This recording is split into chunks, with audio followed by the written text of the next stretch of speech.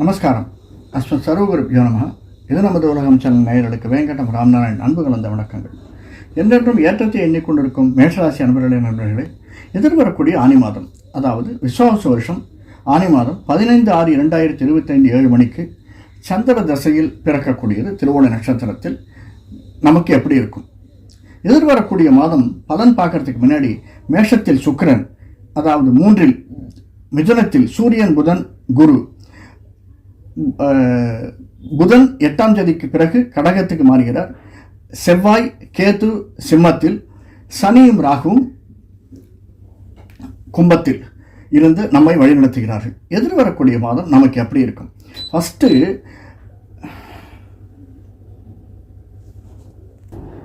நமது ராசியில் தான் மேஷத்தில் சுக்கிரன் இருப்பதே ஒரு பெரிய பலத்தை கொடுக்கக்கூடியதாக இருக்கும். 3ஆம் இடத்தில் இருக்கக்கூடிய குரு 3ஆம் இடத்தில் இருந்தாலும் 12 குடையவன் 3ஆம் இடத்தில் இருக்கிறதுனால சகோதர சகோதரிகளுக்குள்ள நெருக்கம் அதிகமாவதற்கான சாத்தியங்கள் அதிகமாக இருக்கு.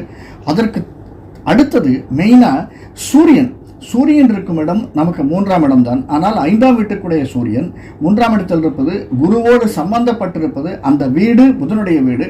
புதனும் சூரியனும் 8 நாட்கள் அங்கே இருந்தாலும் இருவரும் நமக்கு படிப்பையும், அதாவது பிஸ்னஸில் ஒரு இம்ப்ரூவ்மெண்ட்டை கொடுக்கக்கூடியவர்கள், அதற்கான தேவையான படிப்பை கொடுப்பதற்கான வாய்ப்புகள் அதிகமாக இருக்குது. சில பேர் பிஸ்னஸ் பண்ணிகிட்டே மேலே படிச்சுட்டு இருப்பாங்க. அந்த மாதிரி இருக்கக்கூடியவர்களுக்கு நல்ல வாய்ப்பாக இந்த மாதம் நமக்கு அமைந்திருக்கிறது.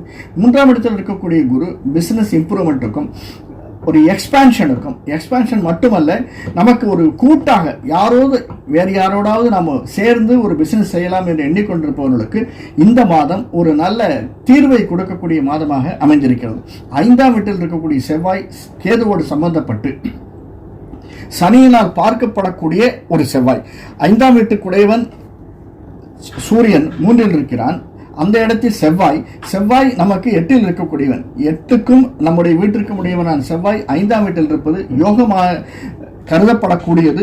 இருந்தாலும் சிற்சில சங்கடங்களை கொடுப்பதற்காக சனியினால் பார்க்கப்படுவதாலும் சிற்சில சங்கலை கேதுவோடு சேர்ந்திருப்பதால் சில சங்கடங்களை கொடுப்பதற்கு சான்சஸ் அதிகமாக இருக்கு. நமக்கு தெரியாமல் நாம் எதிர்பாராத சங்கடங்கள் சிலது வந்து சேரும். உடல் உபாதைகள் வரலாம், அல்லது பணத்தினால் சில விரயங்கள் வருவதற்கும் நமக்கு சாத்தியக்கூறுகள் அதிகமாக இருக்கிறது. ஆனாலும் அதையெல்லாம் தவிடுபடியாக்குவது போல் 4ஆம் வீட்டிற்கு புதன் வருவதால், அதாவது 10ஆம் தேதிக்கு மேலே நமக்கு அதையெல்லாம் சரி செய்து கூடியதாக ஆனி மாதம் 10ஆம் தேதிக்கு மேலே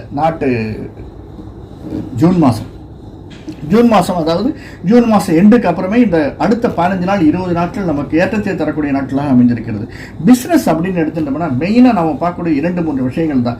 பிஸ்னஸ் அப்படின்னா எந்த பிஸ்னஸ்லாம் இருக்கும்? அதிகமாக ஓடி உழைத்து உட்காரக்கூடிய பிஸ்னஸ், எல்லா இடத்திலும் ஓடிக்கிட்டே இருக்காங்க இல்லையா, சிறு குறு தொழில் வியாபாரிகள், அவர்களுக்கு இந்த மாதம் மிக மிக ஏற்றத்தை தரக்கூடிய மாதமாக அமைந்திருக்கும். விவசாயிகளுக்கு சிறிது இழப்பு வருவதற்கான சாத்தியக்கூறுகள் அதிகமாக தென்படுகிறது. கன்ஸ்ட்ரக்ஷன் பிஸ்னஸ் ரொம்ப ஓஹோன்னு இருக்கக்கூடியதாகத்தான் இருக்கிறது. கன்ஸ்ட்ரக்ஷன், அது மட்டுமல்ல ரியல் எஸ்டேட், இது இரண்டுமே இந்த மாதம் அருமையான நல்ல லாபத்தை தரக்கூடியதாக அமைந்திருக்கிறது. மெடிக்கல் பிஸ்னஸ், அதாவது மருத்துவம், அதில் இருக்கக்கூடிய முதலாளிகள் தொழிலாளிகள் இருவருக்குமே நல்ல ஏற்றத்தை தரக்கூடியதாக அமைந்திருக்கிறது.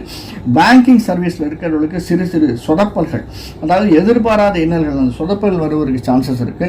நமக்கு தெரியாமல் நாம் செய்யக்கூடிய சில தவறுகள், ஒரு 2 மாதத்துக்கு முன்னாடி 3 மாதத்துக்கு முன்னாடி ஒரு சின்ன கையெழுத்து போட்டிருப்போம், அல்லது யாருக்காவது நாம் பணம் தரேன்னு சொல்லியிருப்போம். அந்த மாதிரி நெருடல்கள் இந்த மாதம் வருவதற்கு சாத்தியக்கூறுகள் இருக்குது. அதை மட்டும் பார்த்துக்கோங்க. உடல் உபாதைகள், சின்ன உபாதைகள், ஹீட், அதனால் ஏற்படக்கூடிய உபாதைகள் அதிகமாக ஹீட் இருக்கிறதுனால அடிவயிறு உபாதைகள் வருவதற்கு சான்சஸ் அதிகமாக இருக்குது. தலைவலி, ஹீட்டோடு சேர்ந்து ஜலதோஷம், அதாவது நீரும் அதிகமான உஷ்ணமும் சேர்ந்து வரக்கூடிய உபாதைகள் அதிகமாக இருக்கிறது. சின்ன கொப்பளங்கள் வருவதற்கு சாத்தியக்கூறுகள் இருக்குது. இதையெல்லாம் தவிர்த்து நமக்கு ஏன்னா கொஞ்சம் மெடிக்கலில் செலவு பண்ணோன்னு எழுதியிருக்கு.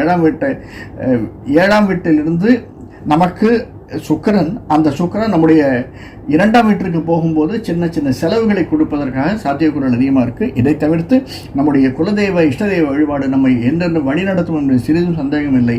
இந்த மாதம் நமக்கு ஏற்றமாகத்தான் இருக்கும். சங்கடங்கள் இருந்தாலும் அதையெல்லாம் நாம் தவிடுபடியாக்கி நல்லதொரு ஏற்றத்தையும் மாற்றத்தையும் காண்போம் என்பதில் மேஷராசிக்காரர்களுக்கு இந்த ஆனி மாதம் நல்லதொரு வரப்பிரசாதமாக அமையும் என்பதில் சிறிதும் சந்தேகம் இல்லை. நன்றி, வணக்கம். உங்களுக்கு பிடிச்சிருந்ததுன்னா மறக்காம லைக் பண்ணுங்க. இதுல சப்ஸ்கிரைப் பண்ணலன்னா சப்ஸ்கிரைப் பண்ணிக்கோங்க. அடுத்தவங்களுக்கு ஷேர் பண்ணுங்க.